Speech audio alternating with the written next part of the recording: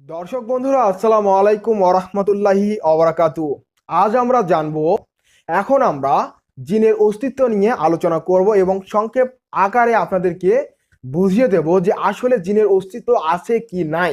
তো এক্ষেত্রে আমরা যদি পবিত্র আল কোরআনের সূরা আর রহমান, এই সূরাটা যদি আমরা বাংলা অনুবাদ দেখি, তাহলে আমরা কিন্তু এখানে জিনের অস্তিত্ব সম্পর্কে জানতে পারবো। এছাড়াও আরো অন্যান্য সূরা রয়েছে, সেই সূরাগুলির মাধ্যমে এটা প্রমাণিত হয় যে জিনের অস্তিত্ব আছে এবং সম্পূর্ণ সূরা জিন রয়েছে। এটা আপনারা পবিত্র কোরআন শরীফ থেকে দেখে নিতে পারেন। বন্ধুরা, তার মানে আমরা এটা বুঝতে পারলাম যে জিনেরও অস্তিত্ব রয়েছে। আর মহান আল্লাহ তাআলা এটা বলেছেন যে আমি মানুষ এবং জিন জাতিকে সৃষ্টি করেছি আমার ইবাদতের জন্য। তাহলে মানুষ হচ্ছে আশরাফুল মাখলুকাত, যা সৃষ্টির সেরা জীব, এবং সেই জন্য আল্লাহ তাআলা মানুষকে বেশি ভালোবেসে থাকেন এবং মানুষকে বেশি গুরুত্ব দিয়ে থাকেন এবং মানুষের উপর মহান আল্লাহ তাআলার দয়া ভালোবাসা প্রচুর রয়েছে। তো এক্ষেত্রে একটা সংক্ষেপ উদাহরণ দেই, যেমন আমাদের প্রিয় নবী হজরত মোহাম্মদ সাল্লাল্লাহু আলাইহি ওয়াসাল্লাম ছাড়াও ইতিপূর্বে যে সমস্ত নবী রাসূল প্রেরিত হয়েছিল, তারা কিন্তু মানুষ ছিলেন, যা আশরাফুল মাখলুকাত অর্থাৎ সৃষ্টির সেরা জীব। এখন একটা উদাহরণ আপনাদেরকে আমি বুঝিয়ে দেই যে দেখুন, মহান আল্লাহ তাআলা যেমন মানুষকেও সৃষ্টি করেছেন, ঠিক তেমনই কিন্তু জিনকেও সৃষ্টি করেছেন। যেমন মানুষের মধ্যে বিভিন্ন ধর্ম, বিভিন্ন জাত রয়েছে, ঠিক তেমনইও জিনদের মাঝেও বিভিন্ন ধর্ম এবং বিভিন্ন জাত রয়েছে। তো এক্ষেত্রে আরো একটু সংক্ষেপভাবে আপনাদেরকে বুঝিয়ে দিচ্ছি, আপনারা একটু ভালোভাবে শুনে নিন। দেখুন, এখানে আল্লাহ তাআলা বলেছেন যে আমি মানুষ এবং জিন জাতিকে সৃষ্টি করেছি একমাত্র আমার ইবাদতের জন্য। তাহলে আমরা ধরে নিলাম যে সৃষ্টিকর্তা, স্বয়ং সৃষ্টিকর্তা আমাদেরকে সৃষ্টি করেছেন এবং জিনদেরকেও সৃষ্টি করেছেন। দেখুন, এখানে আমাদের মধ্যে কতটুকু ভালো মানুষ রয়েছে। 100% মানুষের মধ্যে আমরা ধরে নিলাম 50% ভালো মানুষ রয়েছে আর 50% খারাপ মানুষ রয়েছে। এবং এই মানুষের মধ্যে বিভিন্ন শ্রেণী রয়েছে, বিভিন্ন ধর্ম রয়েছে। এগুলি যদি আমরা তুলে ধরি, তাহলে মুসলিম, হিন্দু, খ্রিস্টান, বৌদ্ধ বা আরো অন্যান্য ধর্ম রয়েছে বা জাত শ্রেণী রয়েছে। এক্ষেত্রে এই বিষয়গুলি আমি তুলে ধরলাম না, জাস্ট এটা একটু সংক্ষেপের মাধ্যমে আপনাদেরকে আমি বুঝিয়ে দিলাম। ঠিক তেমনই জিন জাতিদের মধ্যে এমনটি রয়েছে, যেমনই সব জিন ভালো আবার সব জিন ভালো না। যেমন মানুষের মধ্যে 100%-এর মধ্যে 50% আমরা ভালো ধরে নিলাম আর 50% খারাপ ধরে নিলাম, ঠিক তেমনইও জিনদের মধ্যে 50% ভালো রয়েছে আর 50% খারাপ রয়েছে, এটা আমরা ধরে নিলাম। তারপর সেই সমস্ত জিনদের মধ্যেও রয়েছে জাত, শ্রেণী, ধর্ম। ঠিক আছে, হিন্দু রয়েছে, মুসলিম রয়েছে, বৌদ্ধ রয়েছে, খ্রিস্টান রয়েছে বা অন্যান্য ধর্ম রয়েছে বা এরকম তাদের জাত শ্রেণী রয়েছে। তো এক্ষেত্রে যেটা সেটা হচ্ছে, এটা আমরা জানতে পারলাম যে জিনদের মধ্যে ভালো রয়েছে, খারাপ রয়েছে। যেমন আমরা মানুষ হয়ে ধরো কোনো প্রাণীর খারাপ চেয়ে থাকি বা ক্ষতি করে থাকি, ঠিক তেমনই জিনরাও কিন্তু যেসব জিনের মনে মায়া দয়া নাই, যেসব জিন খারাপ প্রকৃতির, তারাই কিন্তু মানুষের ক্ষতি করে থাকে। তাহলে আমরা সম্পূর্ণ এটা জানতে পারলাম যে জিন জাতির অস্তিত্ব রয়েছে।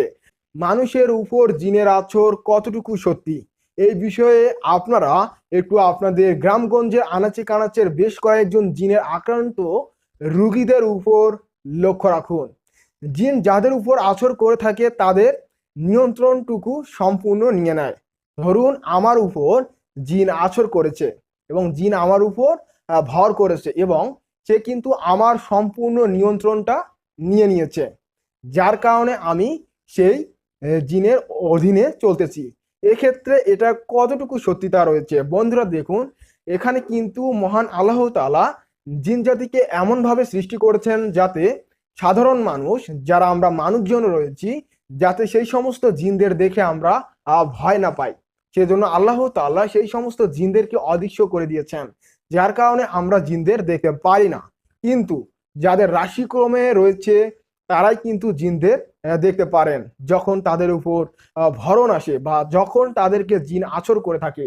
বন্ধুরা, এই বিষয়টাও বলবো।